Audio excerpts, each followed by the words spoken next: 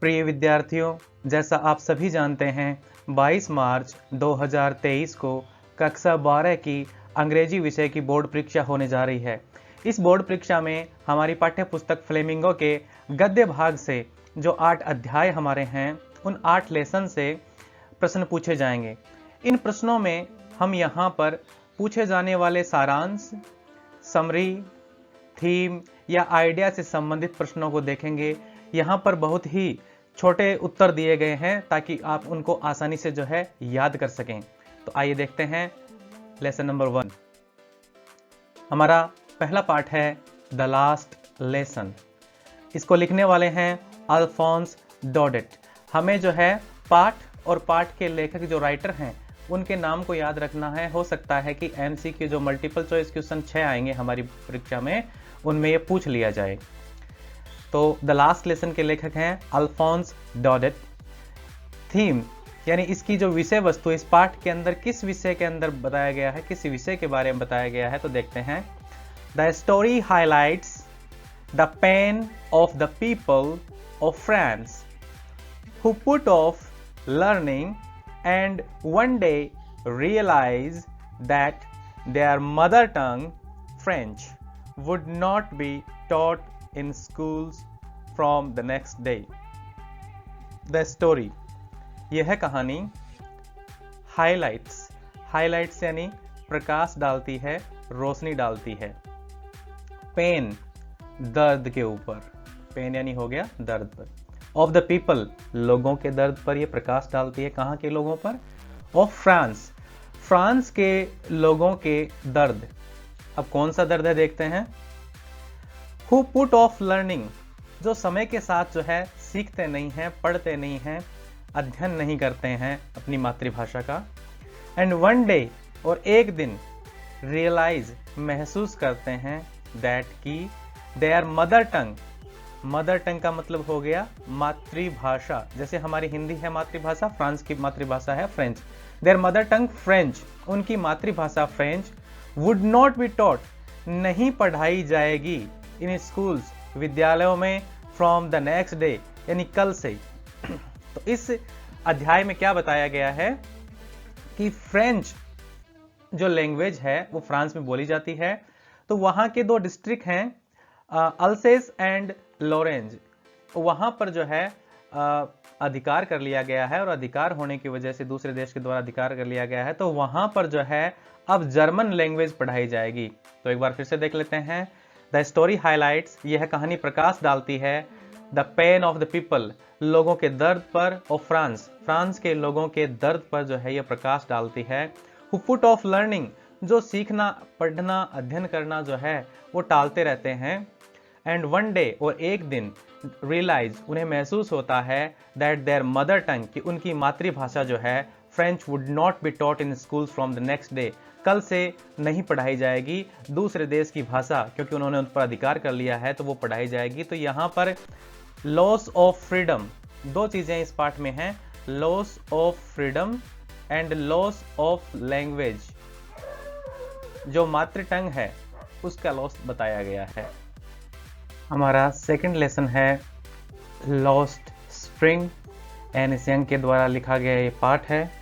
इस पाठ के अंदर चाइल्ड लेबर, बाल श्रम और उनके एक्सप्लॉयटेशन, उनके शोषण के बारे में बताया गया है। ये कहानी है 2 जगह की, पहली है सीमापुरी दिल्ली और दूसरी जो है वो फिरोजाबाद की कहानी है। आइए देखते हैं थीम, विषय वस्तु। The story is about the utter poverty and traditions in the life of a rag picker and a bangle maker, which force them to lead a life of exploitation. This story, यह कहानी, is है about, के बारे में, utter poverty, poverty होगी गरीबी, अटर poverty यानी बहुत ज्यादा गरीबी, एंड ट्रेडिशंस, परंपराएं, ट्रेडिशन का अर्थ हो गया है परंपराएं, in the life of A rag picker, rag picker हो गया कचरा बिनने वाले, रैग पिकर यानी कचरा बिनने वाले। तो कचरा बिनने वालों के जीवन में जो व्याप्त गरीबी है और उनकी जो परंपराएं हैं उनके बारे में है। एंड ए बेंगल मेकर, दूसरी कहानी है एक बेंगल बनाने वाले, एक चूड़ी बनाने वाले, कांच की जो चूड़ियां बनाते हैं उनके बारे में है। विच फोर्स, जो उनको धकेलता है, टू लीड, जीने के लिए, a life of exploitation, exploitation का मतलब हो गया शोषण, एक शोषण भरी जिंदगी जीने के लिए उनको बाध्य करता है। तो कवि इस कविता में सीमापुरी के लोगों की गरीबी और उनकी परंपरागत स्थिति के बारे में बताता है जो कचरा बिनते हैं। दूसरी कहानी जो है वो फिरोजाबाद के बेंगल मेकर्स यानी चूड़ी बनाने वालों के बारे में है, जो इनको जो है एक शोषित जिंदगी जीने पर मजबूर करते हैं। यहाँ थर्ड लेसन दिया गया है डीप वाटर। ये है लेखक विलियम डगलस। विलियम डगलस अपनी खुद की कहानी एक तरीके से कह रहे हैं। थीम, विषय वस्तु देखते हैं। द स्टोरी टॉक्स, ये कहानी बताती है अबाउट द ऑथर्स फियर, लेखक के डर के विषय में, ऑफ वाटर, पानी का डर, एंड हिज एफर्ट्स, और उसके प्रयास, टू ओवरकम, और उस डर से जो है बाहर निकलने के उसके प्रयास के बारे में बताती है। तो ये कहानी लेखक के पानी के डर के विषय में है। लेखक को पानी से डर लगता है। एंड हिज एफर्ट्स, और उसके प्रयास, टू ओवरकम इट। आप जानते हैं कि वह जब अपने पिता के साथ बचपन के अंदर कैलिफोर्निया के बीच पर गया था तो वहां पर लहरों के अंदर वह जो है डूब गया था। दूसरा मौका जब आया तब उसको YMCA पूल में एक लड़के ने जो है उठा करके और गहरे एंड की तरफ फेंक दिया था, तो वो डूबते डूबते वहां पर बचा था। तो उसके बाद से उसके मन में पानी के प्रति डर बैठ गया। हमारा चौथा टॉपिक है द रैट ट्रैप, चूहेदानी। रैट ट्रैप का अर्थ हो गया चूहेदानी। इसको लिखने वाले हैं सेल्मा लेगरलॉफ, और इसकी जो थीम, विषय वस्तु है हम देखते हैं। It is the story of a peddler who steals kronor from crofter's house, gets trapped in the forest, meets the iron master who mistakes him for his friend and takes him home for Christmas. His daughter's kindness transforms the paddler completely and he lives his old ways. Peddler का मतलब होता है एक प्रकार से फेरी बेचने वाला, जो जगह जगह जाकर के सामान बेचता है। और ये क्या बेचता है? चूहेदानी बेचने का काम करता है। इट इज द स्टोरी, यह कहानी है एक पैडलर की, एक फेरी वाले की, हु स्टील्स, जो कि चुरा लेता है, क्रोनोर मुद्रा है, जैसे हमारी रुपए मुद्रा है, ये क्रोनोर मुद्रा है। वो 30 क्रोनोर चुरा लेता है, 30 क्रोनोर चुरा लेता है फ्रॉम क्रॉफ्टर्स हाउस, एक गरीब किसान के घर से जिसने उसको रात को आश्रय दिया था। उस किसान के घर से सुबह के समय वो 30 क्रोनोर चुरा लेता है, जो उसे दूध बेचने से मिले थे। लेकिन चुराने के बाद गेट्स ट्रैप्ड, ट्रैप यानी वो जाल में फंस जाता है, ट्रैप यानी फंस जाता है। इन द फॉरेस्ट, वो जंगल से बाहर नहीं जा पाता, पुलिस से बचने के लिए वो जंगल में चला जाता है और जंगल में वो निकल नहीं पाता है जंगल से। उसके बाद मीट्स द आयरन मास्टर, अंत में वो एक लोहे के मील में जाता है जहां पर वह आयरन मास्टर से मिलता है, उस लोहे की फैक्ट्री के मालिक से मिलता है।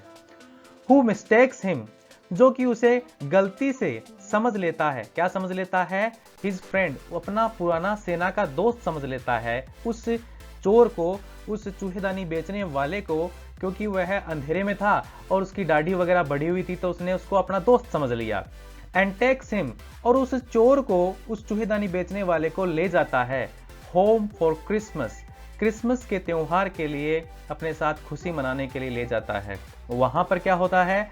हिज डॉटर, उसकी बेटी होती है एडला विल्मेंसन। ये बहुत ही इंपॉर्टेंट रहेगा, हम दूसरे वीडियो में इन प्रश्नों के बारे में जब देखेंगे तो पता चलेगा कि एडला विल्मेंसन ने कैसे उसकी जिंदगी को परिवर्तित किया था।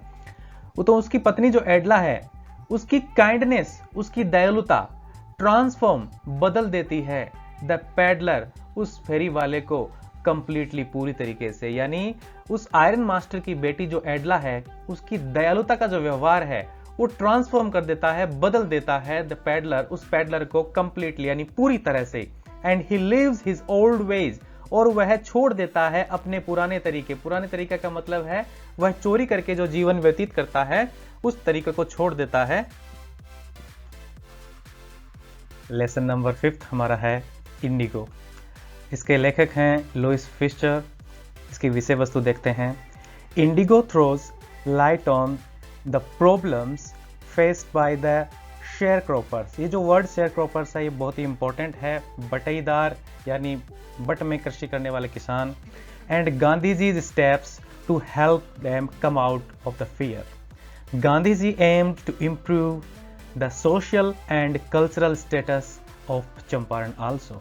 देखिए इंडिगो जो लेसन है वो थ्रोज लाइट, प्रकाश डालता है, रोशनी डालता है, ऑन द प्रॉब्लम्स, समस्याओं पर, फेस्ड बाय, जो कि सामना की जा रही हैं, शेयर क्रॉपर्स, चंपारण के जो किसान हैं, जो कि वहाँ के लैंडलॉर्ड के अंडर कृषि कर रहे हैं, खेती कर रहे हैं, उनके द्वारा जो समस्या नील के मामले में आ रही है उस समस्या के ऊपर ये रोशनी डालता है। और उसके बाद एंड गांधी जी स्टेप्स, गांधी जी जो कदम उठाते हैं टू हेल्प देम, उन लोगों की मदद करने के लिए, किस चीज में मदद करते हैं वो, कम आउट ऑफ द फियर, कि उन जमींदारों के, उन अंग्रेजी शासकों के डर से उनको बाहर निकालते हैं वो।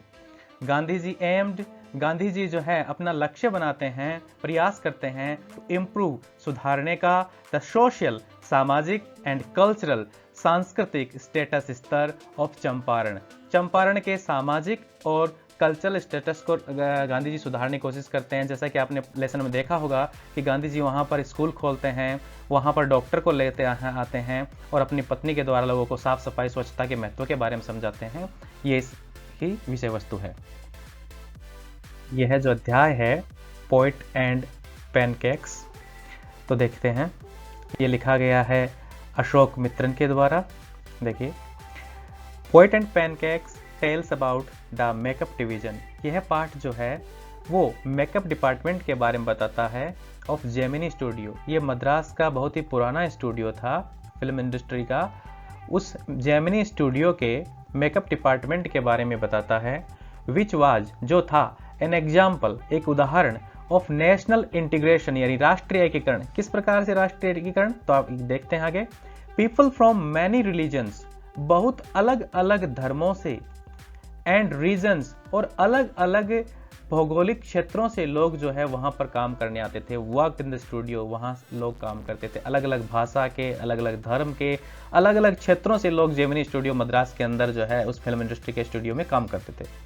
It was the favourite place, और यही जो था जेमिनी स्टूडियो का जो मेकअप डिपार्टमेंट था वो फेवरेट प्लेस था, वो एक पसंदीदा जगह थी of meeting for the poets as well, कवियों के मिलने की भी जगह थी, इसीलिए इसे कहा गया है पोइट एंड पैनकेक्स। तो इस पार्ट में जेमिनी स्टूडियो के मेकअप डिपार्टमेंट के बारे में बताया गया है, जहां पर अलग अलग क्षेत्रों से, अलग अलग धर्मों के, अलग अलग जगह के लोग काम करते थे, और ये कवियों के बैठने मिलने की एक अच्छी जगह थी। हमारा अगला चैप्टर है द इंटरव्यू। इसका लेखक हैं क्रिस्टोफर सिल्वेस्टर। इसकी विषय वस्तु देखते हैं। द चैप्टर, यह अध्याय, थ्रोज लाइट, रोशनी डालता है, on the view point, view point का अर्थ होता है दृष्टिकोण पर, ऑफ पीपल, लोगों के दृष्टिकोण पर, उनके विचारों पर यह है पार्ट रोशनी डालता है कि इंटरव्यू के बारे में उनका क्या दृष्टिकोण है, क्या विचार है।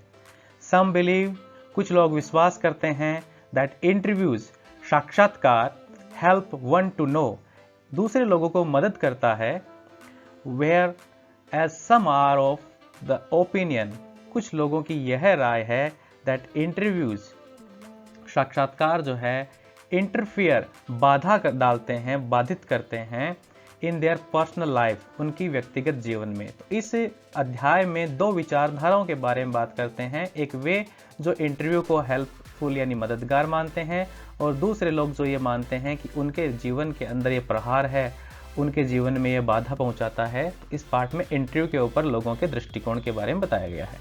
हमारा यहाँ अंतिम लेसन है गोइंग प्लेसेस। A.R. बार्टन के द्वारा लिखा गया है। देखिए इसकी विषय वस्तु। The story is about a girl, यह कहानी एक लड़की के बारे में है जिसका नाम है Sophie, who has unrealistic dreams, उस लड़की के जो ड्रीम्स हैं, जो सपने हैं, वो अवास्तविक हैं, जो कि सच नहीं हो सकते इन लाइफ, जिंदगी में। तो सोफी के जीवन में जो सपने हैं वो अवास्तविक हैं। And lives in an imaginary world, और सोफी जो है वो जीवित रहती है एन इमेजिनरी, काल्पनिक वर्ल्ड यानी दुनिया में। सोफी के सपने अवास्तविक हैं और वह एक काल्पनिक दुनिया में रहती है। बट लेकिन दीज थिंग्स, ये और इसके सपने और इसकी काल्पनिक दुनिया जो है, नेवर हेल्प एनीवन, किसी को भी मदद नहीं कर पाएगी अकम्प्लिश, प्राप्त करने में, थिंग्स इन लाइफ। आपका जो लक्ष्य है वो लक्ष्य प्राप्त करने में आपकी काल्पनिक दुनिया या फिर अवास्तविक सपने कभी मदद नहीं कर पाएंगे, आपको वास्तविक स्थिति का सामना करना पड़ेगा। तो इस प्रकार से सोफी की काल्पनिक दुनिया के बारे में इस अध्याय में बताया गया है।